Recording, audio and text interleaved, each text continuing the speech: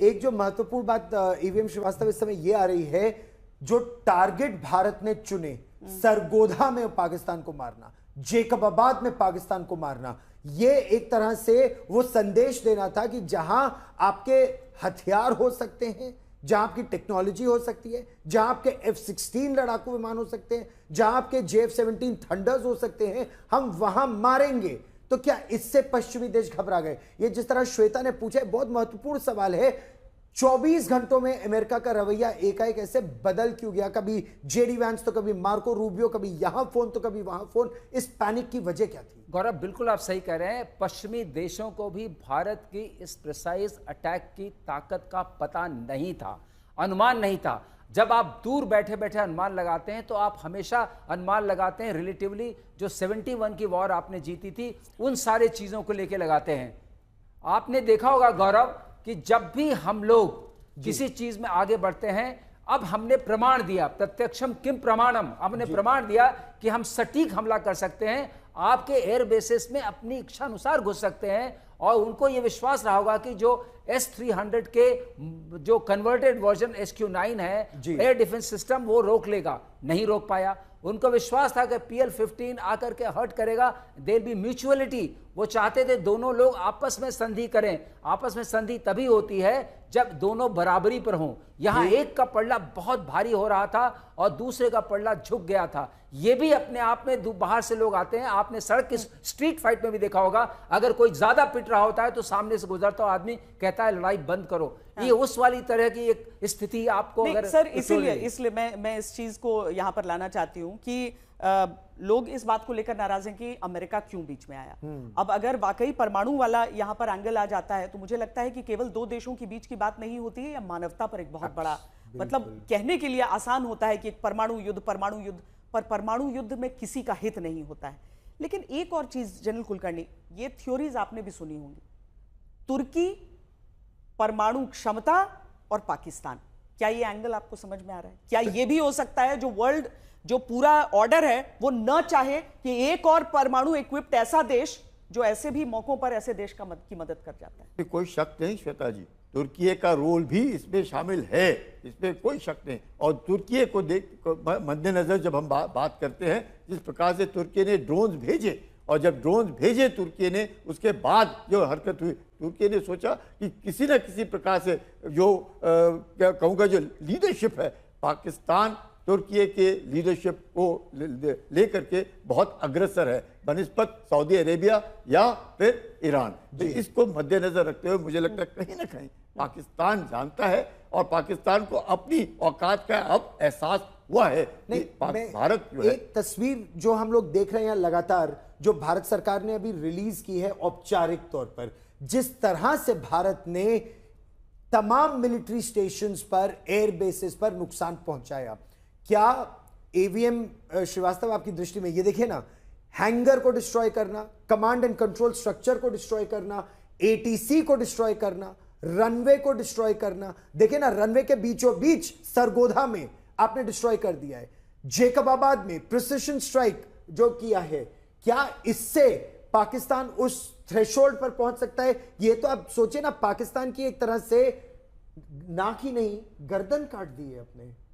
ये आप बिल्कुल ठीक कह रहे हैं गौरव। इस तरह का अटैक जहां आपका कंट्रोल सेंटर खत्म हो जाए, जहां आपका रनवे खत्म हो जाए, नेविगेशनल एड्स, आपने ATC की बात की, इसका मतलब नेविगेशनल एड्स खत्म हो गए, जहां आपके हैंगर में रखे हुए सारे इक्विपमेंट खत्म हो गए, रेडार चले गए, आपके रेडार तक चले गए।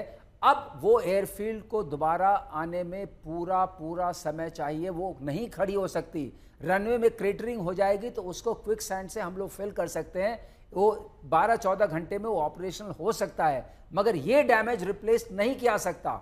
ये बात बिल्कुल साफ है कि एयरपोर्ट को कंप्लीटली डिमोलिश कर दिया। मैं आपको बताता हूं गौरव, पूरे उस अनुभव के साथ, कि ये समझ कि हम भारतीय वायुसेना ऐसा कर सकती है, ये शायद वेस्टर्न पावर्स में भी नहीं थी। उन्होंने सोचा जो गोलाबारी होगी, जिस तरह के अस्त्र शस्त्र गिरेंगे, उसमें ऐसा डैमेज होगा जो रिकवरेबल होगा। ये डैमेज रिकवरेबल नहीं है with in the time span of the war. मगर अब एक सवाल उठता है कि हमारे, पहला सवाल है कि जब हम गए थे, हमने 9 जो ठिकाने हैं उन पर अटैक किया था, हमारा सिलेक्शन ऑफ एम एंड गोल क्या था, मिलिट्री उस पर ऑपरेट करती है। वो ये था कि हम जो आतंक के आका हैं उनको डिस्ट्रॉय करेंगे, उनको मैसेज देंगे, उनके घर में घुस के मारेंगे कि तुम अगर सरहद के पार भी रहते हो सेफ नहीं हो। ये मैसेज हमने दिया। अगर मान लीजिए हाइपोथेटिकली उसके बाद हमारे पास पाकिस्तान कोई रिटेलिएशन अपनी बेवकूफी में नहीं करता, तो क्या हम रुक नहीं जाते? क्या हमारा वॉर एम ये था कि हम पाकिस्तान को मिटा दें इस वक्त? नहीं, हमारा वॉर एम ये था कि हम पाकिस्तान की कॉम्प्लिसिटी को सामने लाएं कि यहां पर स्टेट और टेररिज्म आर टुगेदर। वो हम ले आए। उससे हमें फायदा क्या मिलता है कि अगर कोई अब अटैक होता है तो वो एक्ट ऑफ वॉर माना जाएगा। जो कहा जा रहा है वो यूएन चार्टर में ही है। अगर कोई स्टेट कॉम्प्लिसिट है टेररिज्म में, तो अगर वो टेररिस्ट एक्टिविटी करती है तो उसको माना जाएगा कि ये एक्ट ऑफ वॉर है। ढूंढ के तो पाकिस्तान ने भी बड़े अच्छे टारगेट निकाले थे। अब उसकी किस्मत, उसके उपकरण, उसका तकनीकी नोहाव कि वो उन जगहों पर आक्रमण ही नहीं कर पाया, रास्ते में हमने ध्वस्त किया। और जैसे कि हमने शुरुआत में ही चर्चा की कि हमने ब्रह्मोस भी अपनी तरफ से फायर किया और उसके सारे प्रमाण हैं। इसके सारे प्रमाण यहां पर हैं और प्रमाण वहां भी हैं, पाकिस्तान में भी हैं। जिस तरीके से उसके पूरे ढांचे को हमने बर्बाद कर दिया। और भय जो पैदा किया है आज पाकिस्तान। आपको भी लगता है कि मतलब पाकिस्तान ने भी अमेरिका के सामने वो परमाणु वाला, क्योंकि हम अपने दर्शकों के लिए भी हम चाहेंगे कि आप इसको एक्सप्लेन करें कि ऐसा परमाणु बम का मतलब ये नहीं होता है कि एक जगह पर है उस बम में आपने उसको आप उसका लॉन्च कर दे रहे हैं। पाकिस्तान को भी हो उसके कई पूरा एक स्ट्रक्चर होता है जब परमाणु हमला आपको करना होता है या परमाणु बमों को। श्वेता कह रहा है मैं वही स्ट्रक्चर में आपका आप देखिए, परमाणु में जो नॉर्मल हमारी स्टोरेज फैसिलिटीज परमाणु बम के लिए होती हैं, क्योंकि वो बहुत खतरनाक होते हैं और अगर गलत हाथ में पड़ जाएं तो उनका बहुत दुरुपयोग हो सकता है। और मानवता के हित में कभी भी नहीं है कि कोई परमाणु बम कहीं भी चले। वो वेपन्स ऑफ वॉर नहीं है, वो वेपन्स ऑफ डिटरेंस है। इसलिए उनको हम हर जगह उनके फ्यूजेस को अलग रखते हैं, ज्योग्राफिकली भी अलग होते हैं, डिस्टेंस वाइज अलग होते हैं, सेफ जगह में। उनके जो रॉकेट मोटर्स हैं उनको अलग रखते हैं, जो उनका इलेक्ट्रॉनिक्स है उसको अलग रखते हैं, वॉर हेड को अलग रखते हैं। ये सारी चीज़ें फ्रैगमेंट तरीके से अलग रहती हैं। अगर आपके ऊपर कोई ऐसा आक्रमण होता है तो उन सबको मोबाइल करके लाना पड़ता है एक ऐसे हैंगर में जहां कहीं कोई घटना ना हो सके ऊपर से, क्योंकि वो हैंगर सेफ होना चाहिए। अगर अटैक होता भी तो नीचे नहीं, लेकिन उसमें जो फ्यूजेस होते हैं वो last minute at the time of loading to the weapon platform, चाहे वो लैंड प्लेटफॉर्म हो या एयर प्लेटफॉर्म हो, या उसमें लगाना पड़ता है। उनके पास दो हैं। भारत तो एक बहुत ही सभ्य देश है। पाकिस्तान के बारे में कहा जाता है कि वो एक कट्टर इस्लामिस्ट स्टेट है, जिसमें जनरल कोई जिहादी जनरल इंडिया टुडे के कवर मैगजीन पर कहा गया, मैगजीन के कवर को, कि वो जिहादी जनरल है। क्या पाकिस्तान के भी इतने ही सिस्टम्स सॉर्टेड आउट हैं कि अलग जगह फ्यूज है, अलग जगह वॉरहेड है, अलग जगह उसको मेट करने के लिए अलग अलग विमानों से लाया जाएगा, कमांड एंड कंट्रोल अथॉरिटी वो तो हमने ध्वस्त कर दी। तो गौरव, अगर उनको वेस्टर्न सपोर्ट मिल रहा है, उनको लोन मिल रहा है, उनको नर्चर किया जा रहा है इन वन वे और अनदर, और 30 साल पहले भी नर्चर उन्होंने खुद कहा है, तो इसका मतलब उसके इस सिस्टम की ओवरसाइट जरूर होगी। क्योंकि मुझे ये पूरी उम्मीद है कि वेस्टर्न पावर्स इतनी भी ब्लाइंडेड नहीं है कि एक परमाणु बम के जैसी चीजों को वो खुले हाथ में छोड़ दें, जहां जिहादी जनरल्स जब चाहें उसको कर सकें। जनरल जिहादी होंगे इसकी संभावना पाकिस्तान में हमेशा से रही है। इस्लामिक स्टेट है और terrorism has been a tool of statecraft. Pakistan is a rogue state, has a nuisance value, so all their assets अब जनरल कुलकर्णी ये चीज समझाइए।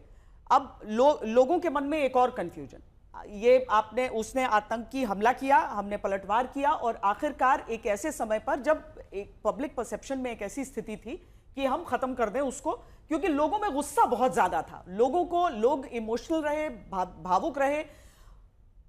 परमाणु अगर एक कारण रहा है तो वो तो परमाणु शक्ति है, वो रहेगा।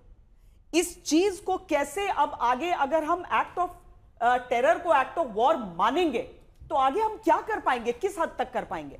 मुझे लगता है अमेरिका ही पाकिस्तान को कंट्रोल कर सकता है। अब अमेरिका ही पाकिस्तान को कंट्रोल करेगा, क्योंकि अमेरिका को ही पाकिस्तान के इस तरह की एक्टिविटीज और कहाँ पे क्या है उसके ऊपर 100% कंट्रोल है। ये जो आवाज आ रही है वहां से नहीं आ सकती जब तक कि अमेरिका को नहीं मालूम है पाकिस्तान की हर या फिर क्या यह समय आ गया है कि दुनिया के बाकी सभ्य देश, अमेरिका हो, भारत हो, यूनाइटेड नेशंस एक मंच पर आए और पाकिस्तान का ये जो पूरा nuclear command and control structure है इस पर प्रतिबंध एक तरह से लगाया जाए, या पाकिस्तान पर प्रतिबंध? क्या यह संभव है एवीएम श्रीवास्तव? या संभव है पाकिस्तान प्रायोजित आतंकवाद को उस न्यूक्लियर अम्ब्रेला के नीचे हम सजा दें अंतरराष्ट्रीय दबाव के बावजूद, अगर कोई अंतरराष्ट्रीय दबाव भारत पर आता है कि वो न्यूक्लियर एस्केलेशन की ओर जा रहे हैं? सही बात है गौरव, आपके प्रश्न के दो हिस्से हैं। पहला हिस्सा यह है, क्या जो परमाणु शस्त्र पाकिस्तान के पास हैं उनको हम किसी मेथड से डिसेबल कर सकते हैं कि नहीं? पहला टेक्निकल क्वेश्चन है ये। तो मैं आपको बताऊं, इसका आंसर है यस। जो उनकी इलेक्ट्रॉनिक्स है, जो बाद में जब आप कैरी करेंगे वेपन प्लेटफॉर्म पे, वो उसको लॉन्च करेगी और उसको डेटोनेट करेगी, और जब टारगेट पे पहुंचेगी तब वो उसको टारगेट इंफॉर्मेशन देगी। ये जो सारी इलेक्ट्रॉनिक्स है, ये सारी की सारी इलेक्ट्रॉनिक्स जो है वो सारा सिस्टम बाहर से आया है। पाकिस्तान ने अपने कोई भी चिप उसकी नहीं है, कोई भी उसके अंदर प्रोसेसर उसका नहीं है, और उसमें सॉफ्टवेयर होता है जिसको सरल शब्दों में हम कहें, जो इलेक्ट्रॉनिक जो हार्डवेयर है और सॉफ्टवेयर है दोनों इंपोर्टेड हैं। Most probably they both are from western authorities. और जब भी ये चिप्स मिलती हैं, कहीं भी मिलती हैं, जिसके लिए हम चाइनीज चिप्स कभी भी यूज नहीं करते अपने वेपन सिस्टम में, मैं आपसे अब दर्शकों को ही बता रहा हूं, उसका रीजन यह है कि you can keep a software bomb inside which is like a time bomb, and whenever you want you can disable the system और यू कैन मिसडायरेक्ट इट। लेकिन एक भय, यही जो प्रश्न आपके उत्तर से ही मेरा दूसरा प्रश्न निकलता है, क्या कोई चाइना, क्योंकि north Korea, China, Pakistan, Iran, क्या इस तरह से डर्टी बॉम्ब की दिशा में अगर वो आगे बढ़ते हैं तो क्या ये दुनिया के लिए बहुत बड़ा खतरा नहीं है? बहुत बड़ा खतरा है, लेकिन कम से कम मैं इतना जानता हूं कि पाकिस्तान के पास इस वक्त जो इलेक्ट्रॉनिक्स है उसके अंदर दैट बॉम्ब रेजाइड्स। इसकी संभावना प्रबल ही नहीं, होनी ही चाहिए, क्योंकि ऐसा भी कोई जो इस तरह के इक्विपमेंट देता है वो इसको देखेगा, और वो प्रूफिंग मैकेनिज्म जिस तरीके से बॉम्ब, उनके जो परिणाम बम के वो हैं जन्मदाता, उस वक्त ये टेक्नोलॉजी इतनी क्योंकि पाकिस्तान का तो एक बार भी हाथ नहीं कांपा हथ के इस्तेमाल से पहले। हम जब हमारी तरफ से जो भी फायर किया जा रहा था वो पाकिस्तान की तरफ से आते हुए ड्रोन्स या उनकी मिसाइलों को निरस्त करने के लिए हो रहा था, वो हमारे शहरों को निशाना बनाने के लिए लग गए थे।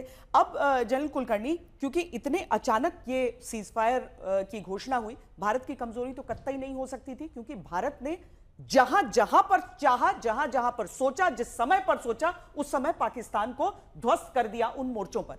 भारत की कमजोरी नहीं थी, भारत की जरूरत नहीं थी। चाहे परमाणु को लेकर अमेरिका का डर हो, वो पाकिस्तान को लेकर ही था, पाकिस्तान का अपना डर हो, पाकिस्तान को ही लेकर था।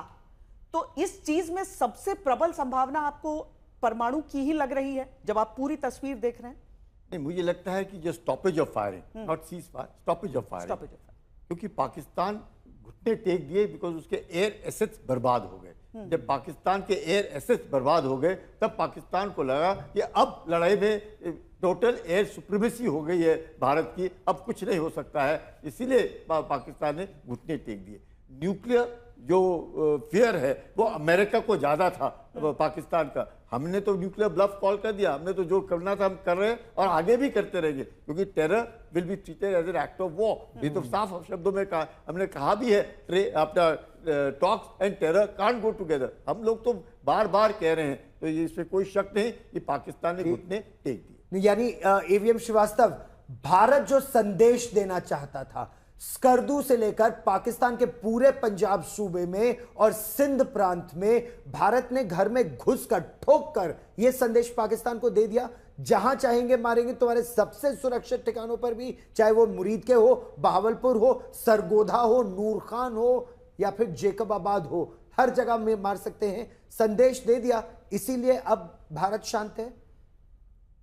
तो गौरव, सबसे बड़ी बात होती है आपने अपनी शक्ति को दिखा दिया, उसका प्रमाण दे दिया और शत्रु को समझ में भी आ गया कि हम कहाँ हैं इस भारत के, जब हम भारत को अपने सामने देखते हैं। लेकिन अगर आपने शांति के लिए संयम दिखाया है, जिसको सीज फायर में दिखाया है कि फायर बंद करते हैं, तो मैं ये सोचता हूं ये जनहित में है। हमारे जोश से अगर जनहित का नाश होता है तो ऐसी राजनीति का, ऐसी सामरिक शक्ति का कोई प्रयोग नहीं है। सामरिक शक्ति का प्रयोग करना चाहिए जिससे कि आपके देश की जो सिटीजनरी है वो प्रॉस्पर कर सके, पीसफुली रह सके, उनके घरों में चहल पहल हो और हर चीज की खुशहाली हो। शक्ति उसी के काम आती है। शक्ति और संयम का समन्वय बहुत जरूरी है, वो भारत ने दिखाया है। और मैं इसके लिए भारत और अपने जो हमारे इस तरह की निर्णय लेते हैं उनको मैं धन्यवाद करता हूं। मैं खुद एयर वॉरियर हूं, मगर वॉर करना हमारी प्रकृति में है। हम चाहते हैं कि हम जाके दुश्मन को मारें, ऐसा मारे दोबारा उठ ना सके, लेकिन फिर भी जनहित के लिए क्या काम, जनहित के लिए लिया हुआ संयम अच्छा होता है। हिंदी में होता है ना कि आप अर्धविराम यानी कॉमा, पूर्ण विराम यानी फुल स्टॉप, ये सीज फायर है, ये युद्ध विराम है, ये पूर्ण विराम नहीं। इसे समझने की गलती करे पाकिस्तान। और इसी के साथ में छोटे छोटे में आप दोनों का रिएक्शन लेकर इस पर कि फिर से आतंक होगा तो वो विराम जो है वो वापस हटेगा। शक ही नहीं है, इसलिए मैं कह रहा हूं बार बार, सीज फायर नहीं, स्टॉपेज ऑफ फायरिंग। अगर कल पाकिस्तान ने 5 बजे कहा और उसके बाद उसने उल्लंघन करने की कोशिश की, भारत ने उसका करारा जवाब दिया। और उम्मीद करते हैं कि कल जब 12 बजे उनके डीजीएमओ अपने डीजीएमओ से बात करेंगे तो ये साफ शब्दों में उनको कहा जाएगा कि यदि किसी वक्त भी आप इस अपना स्टॉपेज ऑफ फायरिंग का उल्लंघन करते हैं तो आपको उसी मतलब जवाब ऐसा दिया जाएगा कि आपको फिर याद रहे। और हथियार अभी हमारे पास और भी हैं, मतलब ये काइनेटिक ऑपरेशंस के अलावा इंडस वाटर ट्रीटी, ये जो सिंधु नदी का जो जल संधि है, ये भी एक बड़ा हथियार है। ये बहुत बड़ा हथियार है। कभी इसको खोलना बंद करना हमने अपने हाथ में ले लिया, इससे बड़ा कोई हथियार नहीं। लेकिन एक बात मैं आपको कह दूं, आपने बहुत अच्छी बात कही श्वेता जी, कि क्या ये विराम पूर्ण विराम नहीं है, ये अनवरत हमारी चेष्टा रहेगी। और हमने डिक्लेयर कर दिया है any further act of terror will be equal to act of war, because now there is no difference in this rogue nation कि ये टेररिस्ट हैं, ये डीप स्टेट एक्टर्स हैं, ये नॉन स्टेट एक्टर्स हैं और ये हमारी आर्मी है, ये तुम्हारे ही हैं। और अगर Pakistani army in the form of civilian uniform attack करती है तब भी हम करेंगे और उतना ही बदला लेंगे। और अब याद रखिएगा कि हमने बता दिया है कि ये जो न्यूक्लियर वाली बात है, अब हम तो नहीं मानेंगे, हम जाएंगे और मारेंगे अगर दोबारा किया तो ये क्या कारण हो सकता है सीज फायर का? सबके मन में जो सवाल और सब चर्चाओं में जो सवाल है उस पर जो अभी तक जो इनपुट्स आ रहे थे उस पर हम चर्चा कर रहे थे। बहुत बहुत धन्यवाद जनरल कुलकर्णी आपका, वाइस मार्शल श्रीवास्तव आपका भी बहुत धन्यवाद।